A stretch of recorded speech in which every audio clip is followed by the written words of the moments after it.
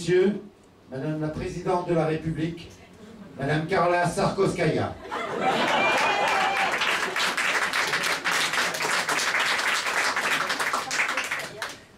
Mes chers concitoyens, voici bientôt 12 ans que grâce à vos suffrages, j'assure la plus haute fonction à la tête de l'État. Moi. Quelle qu'ait été la gravité de la situation, aussi bien au niveau du plan national qu'au plan du niveau international, jamais, vous le savez, au cours de ces 12 années de mon mandat présidentiel, à moi, je ne me suis sentie investie du droit d'interrompre un spectacle. Si je le fais ce soir, après avoir interrogé le Premier ministre, le ministre des Armées, c'est que jamais, et je dis bien jamais, car je viens dire jamais, ça aussi, plus jamais, hein. Jamais, je sors de la batterie n'a connu l'imminence d'un péril aussi grand. Mes chers concitoyens, la France et l'Allemagne, soucieuses de préserver contre vents et marées une tradition plus que centenaire, ont décidé d'entrer en guerre ce soir l'une contre l'autre à 23h. Heure de Greenwich. Mes chers concitoyens, cette guerre ne sera pas une guerre comme les autres. Non. Malgré l'extrême irréversibilité qui pousse aujourd'hui nos deux peuples vers la réalisation d'un double holocauste, j'ai rien compris. La chancelière Angela Salbosch et moi-même avons, au terme d'un ultime accord, décidé d'utiliser les formidables capacités de l'informatique afin de déterminer ensemble et par avance les conséquences exactes de cet effroyable conflit qui débutera donc tout à l'heure. En effet, depuis plus de 20 ans, l'informatique a largement fait la preuve de sa fiabilité dans tous les secteurs de la vie économique, sociale et politique des États modernes, par sa formidable capacité à digérer et interpréter les sondages, les statistiques et les études de marché. C'est mon amoureux, je fais trop bien. Aujourd'hui, pour la première fois, les deux irréductibles belligérants s'engagent sur le drapeau, face à Dieu et au jugement de l'histoire, accepter pour acquis les données de l'ordinateur auquel les gouvernements français et allemands ont demandé de déterminer décimal près le nombre de morts, de blessés et les conséquences importantes causées au joli paysage par cet horrible déchaînement de violence. Fort de ces données, et afin de faire enfin une guerre propre, rapide, il ne devra rien au hasard. Les gouvernements français et allemands ont décidé ce qui suit. Excusez-moi l'instant.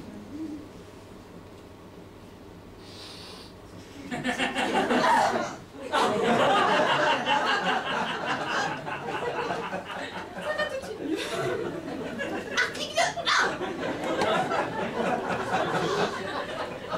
Chacun des deux belligérants s'engage à tuer et à blesser sur son propre territoire le nombre de victimes prévu par l'ordinateur. Il s'engage à ravager lui-même son propre sol. Destruction des maisons, des bâtiments, démolition des ponts, saccage des petits villages stockés, trous dans les prés, etc. Je reviens.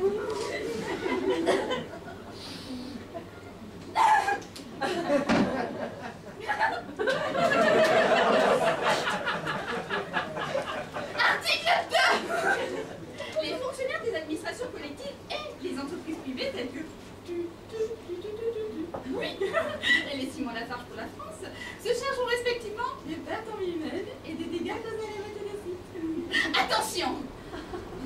Si le nombre de victimes est imposé par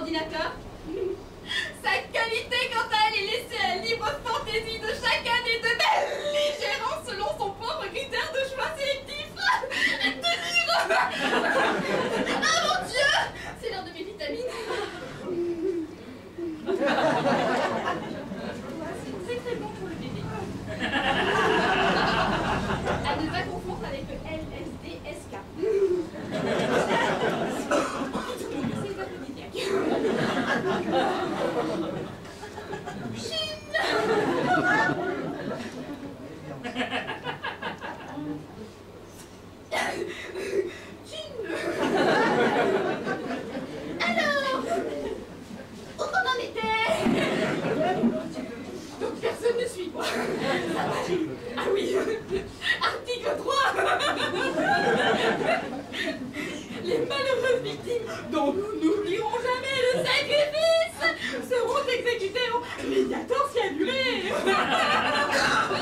La maison Black et Decker se chargera bénévolement de l'amputation de nos sympathiques blessés. Vous m'excusez, je reviens tout de suite. Je suis là, je suis là.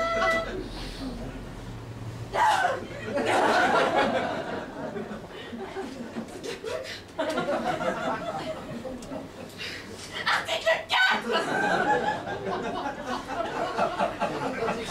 Afin de préserver le matériel de guerre très joli et extrêmement sophistiqué que les deux gouvernements entreposent jalousement publiquement dans, les armées françaises et allemandes seront totalement écartées du conflit. C'est bon, totalement écartées du conflit.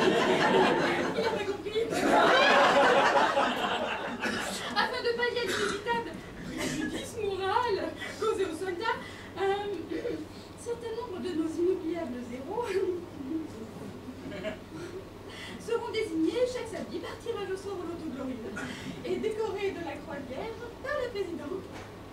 Pour la tour d'honneur des invalides, wouh, fiesta. Par force, les médailles et titres posthumes seront supprimés, mais les officiers qui ne pourront pas mourir dans leur lit auront le droit, durant toute la durée du conflit, de mourir par terre. Mais cette chance, quoi. Excusez-moi, je reviens tout de suite, je vais me recoudre le nez. Attention, plongeant. Oh la vache. I got a feeling I'm gonna be a good man. Article 5. Le premier des deux belligérants avoir réussi lui-même l'énergissement de son propre territoire, tel que prévu par l'ordinateur, aura gagné la guerre. Wouah! Oh, wouah!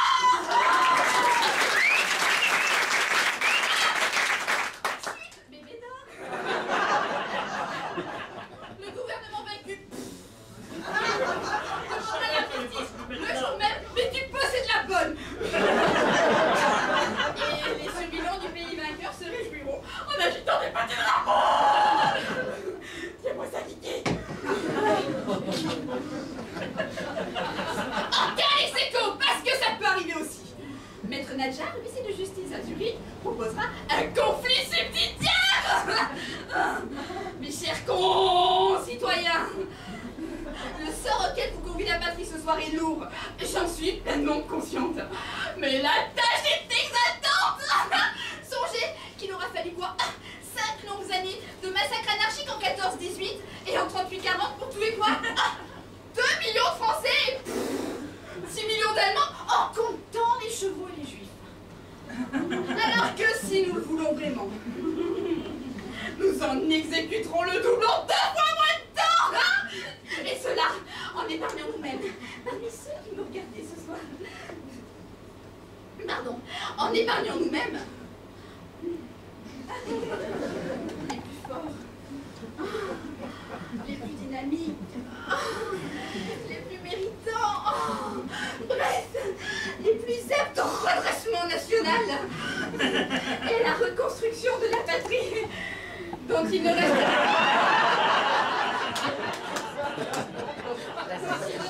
bien pour 5 ou 6 semaines.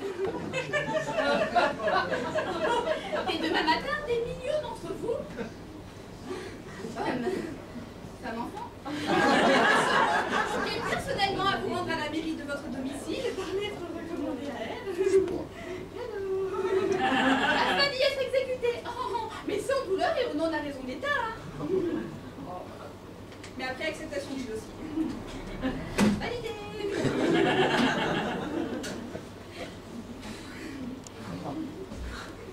Certains d'entre vous, je le sais, oui, c'est un peu fatigant en terme. Certains d'entre vous, je le sais, seront déçus, voire choqués, je sais, de ne pas avoir été choisis. Je leur demande de faire confiance à leur gouvernement. Moi, et à l'informatique, seul capable de juger de la qualité des hommes, en dehors de toute considération raciale et religieuse. Cette guerre n'est pas une guerre raciste. Il n'y a pas de race inférieure en Europe. Il n'y a que des bouches inutiles et des professions totalement tombées des études. Je sais, elle me fait trop bien, c'est la voix.